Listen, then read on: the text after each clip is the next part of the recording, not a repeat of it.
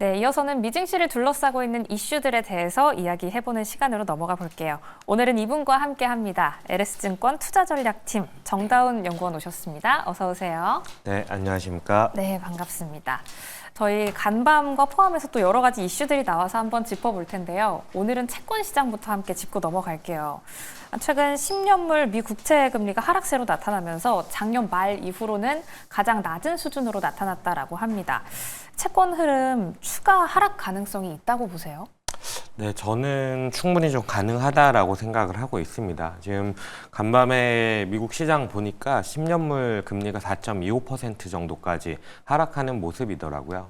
그러다 보니까 이게 이렇게 좀 금리가 하락하는 부분들에 대해서 얘기가 많이 나오는 부분들은 경기 체력이 좀 약화되는 부분들에 대한 우려가 반영이 되면서 금리가 좀 하락하는 모습으로 이어지고 있다라고 보시면 될 것 같은데, 사실 이런 부분도 있습니다. 텀 프리미엄이라고 하는 부분들도 좀 둔화되는, 하락하는 모습들도 있었거든요. 그러다 보니까 저는 4% 정도까지는 시간을 좀 두고 본다면은 충분히 가능하지 않을까라고 생각을 하고 있고, 그러면은 경기가 계속 약화된다라는 얘기냐라고 했을 때 저는 전반적으로는 견조하기는 하지만 인플레이션이 조금은 안정되는 그림, 그리고 무엇보다도 24년도의 베이스가 워낙 높다 보니까 이 부분이 약간은 완화되는 그림으로 간다라고 한다면은 성장률 자체는 좀 떨어질 수가 있거든요. 그러다 보면은 금리 역시도 조금은 완화되는 그림으로 가지 않을까라고 생각을 하고 있습니다. 네, 전반적인 채권 흐름 추가 하락 가능성이 있다라고 한번 짚어봤습니다. 그럼 만약에 이런 흐름이 지속될 경우에 우리 시장에는 또 어떤 영향을 가져다 주게 되나요? 네, 우리나라 시장 같은 경우에는 채권 측면에서는 훨씬 더 우리나라가 낫다라고 생각을 하고 있어요. 엊그제였나요? 한국 같은 경우에는 이제 금통위를 통해서 금리를 25bp 만장일치로 인하를 했습니다. 이 인하한 배경을 살펴보면은 원달러 환율이 너무나 변동성이 높고 더 올라갈 수 있는 상황이었기 때문에 1월 달에 금리 인하를 못했던 것에 대해서 이번에는 만장일치로 금리에 대한 부분들, 그러니까 환율에 대한 안정성이 약간은 높아지고 성장률에 대한 고민, 걱정이 좀 더 커지다 보니까 만장일치로 금리를 인하했다라고 생각이 되는데, 조금 이게 채권 측면에서는, 경기 측면에서는 좀 안타까운 일이지만 채권 측면에서는 경기가 그만큼 약하고 성장 기대가 낮다라는 측면에서 우리나라가 미국보다 더 많은 금리 인하를 단행할 수 있다라고 생각을 하고 있고요. 그러다 보면은 채권 자산에 대해서는 미국보다는 우리나라의 매력도가 더 높지 않을까, 이렇게 좀 생각을 하고 있습니다. 네, 채권 시장 같은 경우에는 우리나라의 매력도가 조금 더 올라갈 수 있다라는 부분 함께 짚어봤습니다. 이렇게 채권 시장도 함께 이야기를 나눠봤는데 오늘의 주인공 엔비디아 이야기를 빼놓을 수가 없을 것 같아요. 전체적으로 나스닥 지수와 관련해서 한번 짚어보도록 할게요. 오늘은 또 강보합으로 마감을 했지만 일주일 기준으로 보면 5%가량 하락을 했습니다. 엔비디아의 실적 발표를 좀 기다리고 있었는데 결국에는 실적이 나왔죠. 데이터 센터 매출이 예상치를 상회하면서 356억 달러로 나타났습니다. 이렇게 실적이 나온 지금 시장 흐름은 또 어떻게 가줄까요?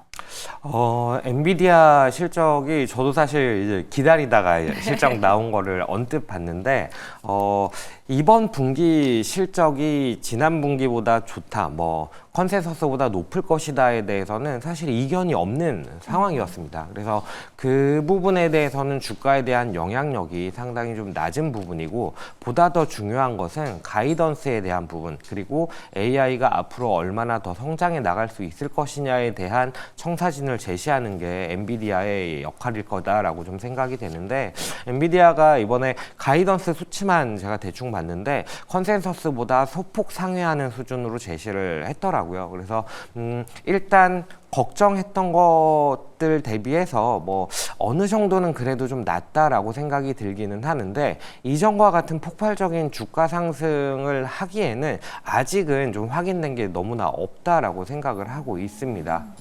딥시크를 통해서 어쨌든 시장에 알려진 것은 AI의 비용들, AI 모델을 훈련하는 데 들어가는 비용들이 극단적으로 낮아질 수 있다라는 부분을 보여줬거든요. 근데 엔비디아의 마진 마진율을 생각해 보면은 과연 그렇게까지 높은 마진율을 유지시킬 수 있는가? 결국 고성능 AI 칩을 앞으로도 폭발적으로 성장시킬 수 있느냐에 대한 의구심이 저는 아직 남아 있다라고 생각을 하는데, 이후에 이제 컨퍼런스 콜에서 엔비디아가 어떤 얘기들을 좀 제시해 주느냐에 따라서 AI 관련 주들의, 특히나 AI 인프라 관련 주들의 주가 향방을 좀 결정짓지 않을까라고 생각을 하고 있고요.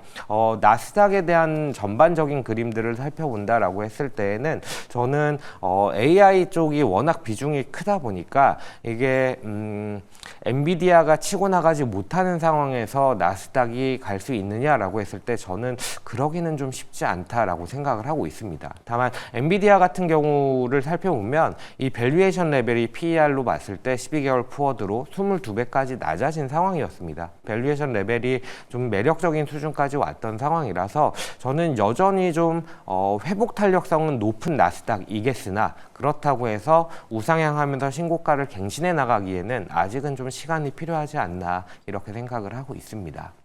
그럼 엔비디아와 관련해서는 뭐 앞으로 실적이 나왔지만 앞으로 흐름이 어떻게 가줄지는 컨퍼런스 콜까지 확인을 하고 네. 생각을 해봐야 하는 거군요. 네, 그렇게 전체적으로, 생각합니다. 네, 전체적으로 나스닥 지수에 대한 흐름까지 함께 예상을 해봤습니다. 올라가줄 거긴 하지만 또 생각보다 탄력이 없을 수도 있다라고 생각을 해보면 될까요? 저는 결론만 말씀드리면 완만한 상승세 전망을 하고 있습니다. 미국 시장 전반에 대해서. 네. 다만 지금과 같이 좀 우려들이 많이 한꺼번에 나오는 상황이라면은 아무래도 하방 압력을 받을 수밖에 없는 게 현실이라고 생각을 하고 있고요. 네. 네, 전반적으로 지금 현재 우려가 좀 깊은 시장 상황이잖아요. 그래서 그런지 요즘 미국 시장이 작년이랑 분위기가 좀 많이 다르다, 이런 이야기가 많이 나오더라고요. 작년에는 또 소위 말하면 국장을 탈출해서 미장으로 가자, 이런 얘기를 많이 했었는데 요즘은 미장을 투자하고 있으면 좀 이렇게 빼는 게 낫지 않겠냐라는 이야기를 또 주변에서 하던데, 스태그플레이션 우려가 점점 커지기 때문이라는 이야기도 나와요. 어떻게 보고 계세요? 네, 말씀하신 대로 요새 좀 그런 얘기들이 있습니다. 한국 시장에 개인들의 돈이 이제 들어오기 시작했다라는 얘기가 있는데, 그만큼 코스피 같은 경우에는 YTD로 보면 뭐 10% 가까이 상승하는 그런 모습을 보이다 보니까 아무래도 좀 그런 얘기가 나오는 게 아닌가 싶기는 한데, 장기로 놓고 보면은 미국 시장은 장기 투자할 만한 곳이고, 한국 시장 같은 경우는 타이밍을 잘 맞춰서 투자를 해야 하는 시장입니다. 그래서 장기적으로 본다면은 미국 시장에 투자를 이어나가는 게 좋다라고 생각을 하는데, 단기적으로 봤을 때에는 적어도 올 상반기 정도는 꾸준히 좀 말씀을 드리다시피 비미국 쪽이 조금은 나은 그림이지 않겠나, 이렇게 좀 생각을 하고 있고요. 미국 시장의 스태그플레이션 얘기를 좀 해주셨는데, 스태그플레이션 가능성은 아직은 저는 제한적이다라고 생각을 하고 있습니다. 스태그플레이션의 우려가 부각된 원인이 뭐냐라고 하면은 인플레이션이 좀 올라가는 모습들이 나오고, 그와 더불어서 소비라든지 이런 수요단이 좀 맞춰주지 못하는 모습이 나왔기 때문에 스태그플레이션에 대한 우려가 나오고 있기는 한 것 같은데, 제 생각에는 트럼프 같은 경우가 이제 관세에 대한 부분들을 언급을 하면서 인플레이션에 대한 기대치, 1년 기대 인플레이션이라는 데이터를 급등시키는 모습들이 나타났거든요. 근데 트럼프 대통령이 관세를 꾸준히 좀 유예시키는 모습들이 나타나면서 트럼프가 결국 하고 싶은 것은 미국의 실익을 추구하는 거다라고 생각을 해봤을 때, 스태그플레이션으로 가게까지 하는 관세 정책을 밀어붙이지는 않을 것이다라고 저는 여전히 좀 생각을 하고 있습니다. 결국에는 트럼프 대통령의 앞으로의 행보도 또 눈치 보기라고 할까요? 이 관세와 관련해서 미국의 실익도 추구를 해야 하기 때문에 소비와 스태그플레이션까지 함께 생각하면서 움직이지 않을까라고 함께 전망해 보도록 하겠습니다. 그럼 앞으로의 미국 증시는 어떻게 흘러갈지 함께 이야기를 해보도록 할게요. 오늘 엔비디아의 실적 발표가 나왔고, 또 내일의 PC 물가지수가 기다리고 있는데, 내일의 PC 물가지수는 또 내일 한번 확인해 볼 문제고, 오늘 저희가 다뤄봐야 할 지표는 어떤 지표가 있을까요? 네, 지표단에서 살펴보면은 이때까지는 서베이 지표를 통해서 경기에 대한 신뢰도가, 그러니까 얼마나 좀 성장 전망을 낙관적으로 하고 있느냐 이런 것들을 살펴봤다면, 이번에는 전반적으로 실질적인 경제 지표를 확인을 하게 된다라고 보시면 될 것 같습니다. 그래서 경제 지표가 나올 것들이 뭐냐라고 했을 때는 4분기 GDP 성장률 나올 것이고요. 그리고 1월 내구재 주문이 발표될 예정입니다. 무게감으로만 보면은 GDP 성장률 같은 경우에는 이미 지난 시기에 대한 성장률이고 이번에 확정치가 나오는 수준이기 때문에 아마도 시장에 대한 영향력이 그렇게 크지는 않을 것 같다라고 좀 생각을 하고 있고요. 그것보다는 이제 1월 내구재 주문에 대한 부분이 보다 중요하다라고 생각을 하고 있습니다. 내구재 주문 같은 경우가 이제 1월에 대한 수치이기 때문에 저는 훨씬 더 중요하다라고 말씀을 드리는데, 소매 판매가 문제가 된 것도 사실 1월 수치에 대해서 소매 판매가 급감한 부분들이 문제가 됐던 거거든요. 그러다 보니까 이 1월에 대한 내구재 주문이 어떻게 변화하느냐가 좀 중요하게 작용을 할 것 같다라고 생각이 들고, 내구재 주문 같은 경우에 국방 부분을 제외한 부분들을 바라봤을 때에는 최근 몇 달 동안 조금 부진한 모습을 보여왔거든요. 그러다 보니까 과연 이게 좀 회복될 수 있을지가 좀 중요하게 작용을 할 것 같고, 내구재 주문 같은 경우가 아무래도 내구재라는 게 비용단, 금액단이 좀 큰 제품들에 대해서 주문을 얼마나 받느냐라는 부분이다 보니까 변동성이 상당히 큽니다. 그러다 보니 아무래도 경기에 대해서 보다 민감하게 반응을 하고 그러한 부분들을 보여주기 때문에 경기에 대한 척도로서 조금 활용해 볼 만하지 않을까라고 생각을 하고 있고, GDP 같은 경우에는 2.3% 성장으로 컨센서스 2.7% 대비해서 좀 하회하는 모습이었는데, 여기서 뭐 소비 지출이라든지 이런 게 어떻게 좀 최종 수정되는지는 정도는 좀 체크를 해볼 필요가 있을 것 같습니다. 네, 저희 주목해봐야 할 지표로는 GDP와 함께 내구재 주문이 나오는데요. 확정치인 만큼 GDP는 살짝 이렇게 흘려보내는 정도로 함께 확인을 해보고, 내구재 주문을 조금 더 주목해볼 필요가 있는 것 같습니다. 이렇게 지표 두 가지 확인을 해봤는데, 또 엔비디아의 실적 발표도 함께 확인했어요. 젠슨 왕 CEO가 블랙웰 수요는 엄청나다라는 언급을 또 내놓기도 했는데, 그럼 엔비디아, AI 관련돼서 기업들의 상황을 확인해 볼 수 있는 실적 발표 기업들은 또 어디가 있나요? 네, 이제 실적이 엔비디아를 시작으로 해서 AI 관련 밸류체인들의 실적들이 좀 발표가 될 예정입니다. 첫 번째로 이제 대리 실적을 발표할 예정이고요. 그와 더불어서 이제 비스트라 에너지도 실적을 발표할 예정이다라고 보시면 될 것 같습니다. 델 같은 경우에는 아마 친숙하실 겁니다. 노트북 같은 것들을 많이 판매하는 그런 업체고요. 그러다 보니까 이제 AI PC에 대한 수요를 과연 델이 이번에 확인시켜 줄 수 있을 것이냐가 좀 관건으로 작용을 할 것 같고요.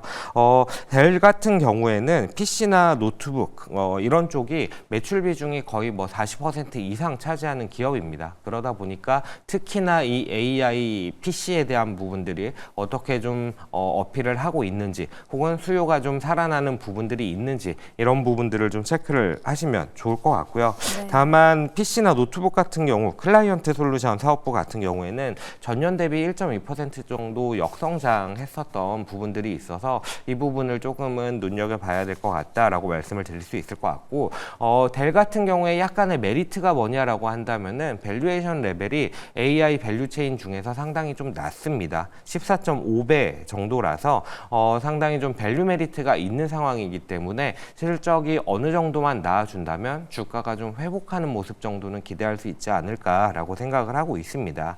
참고로 3분기 이후에 주가가 좀 조정 국면에 있는 상황이라서 같이 좀 체크를 해보시면 좋을 것 같고, 다만 이 델 같은 경우가 AI PC에 대한 수요가 성장하고 있다라는 부분을 보여줄 경우에는 아무래도 온디바이스 AI에 대한 수요로까지 좀 이어질 가능성이 높기 때문에 같이 좀 참고를 해주시면 좋을 것 같습니다. 더불어서 이제 비스트라 에너지를 좀 말씀을 드렸는데, 비스트라 에너지 같은 경우에는 전력 발전 기업이다라고 보시면 됩니다.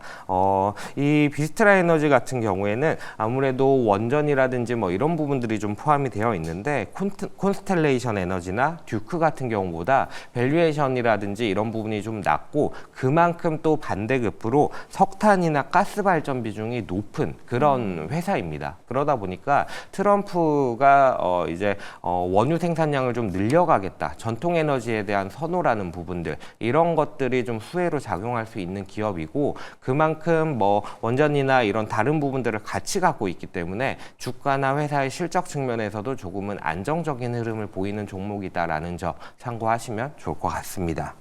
네, 여러 실적 발표 기업 함께 정리를 해주셨습니다. 특히 델이 좀 기억에 남는데요. 이제는 PC 수요 좀 올라가주길, 그리고 이와 함께 델의 주가도 함께 상승 탄력 받아주길 기대해 보도록 하겠습니다. 미증시 전망까지 함께 봤는데요. 그럼 이제 다가오는 우리 국내 증시 함께 전망해 보도록 하겠습니다. 미증시 조정이 계속 이어지면서 우리 시장도 좀 새우등 터진다 이런 이야기가 나오고 있는데 우리 시장에 대해서는 또 어떤 전망 주실까요? 저는 지속적으로 좀 말씀을 드리다시피 미국에 대한 기대 수익률이 좀 낮아지는 상황에서 이게 다른 나라로의 투자로 좀 이어지는 압박으로 좀 작용을 하고 있다라고 생각을 하고 있어요. 그래서 최근 며칠 동안의 흐름들을 살펴보면은 미국이 약간은 하락하는 모습이 나와도 한국 시장은 견조한 모습을 보여왔거든요. 그러다 보니 저는 한국 시장의 상대적인 강세가 좀 더 이어질 수 있다라고 생각을 하고 있고요. 그 안을 살펴보시면은 우리나라는 주가가 워낙 못 올랐습니다. 물론 올해는 좋다라고 말씀을 드렸지만 작년 같은 경우에는 글로벌 증시에서 수익률이 거의 꼴찌에 해당하는 그런 부진한 흐름들을 보여왔거든요. 그러다 보니까 아직도 업종별로나 종목별로 보면은 과거 대비 밸류에이션 레벨이 낮아져 있는 업종이나 종목들이 많습니다. 그래서 이런 업종이나 종목들이 돌아가면서 순환매하면서 한 단계씩 레벨업하면서 지수를 좀 상승시킬 요인으로 작용을 할 수 있다라고 생각을 하고 있고요.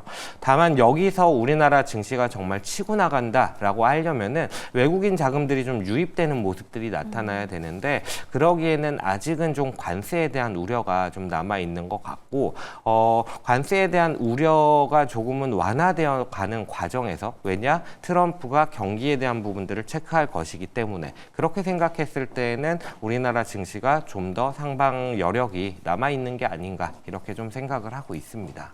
네, 역시 앞에서 이야기했던 내용과 이어지는 부분인 것 같습니다. 미국 시장 내에서도 좀 스태그플레이션 우려가 커지고 있기 때문에 트럼프 대통령이 이를 얼마나 인지하고 또 줄다리기를 얼마나 균형 맞춰서 해줄지까지 우리 시장 내에서도 함께 파악해 보도록 하겠습니다. 그럼 오늘 도움 말씀은 여기까지 듣도록 할게요. 지금까지 LS증권 투자전략팀 정다운 연구원과 함께했습니다. 고맙습니다. 네, 감사합니다.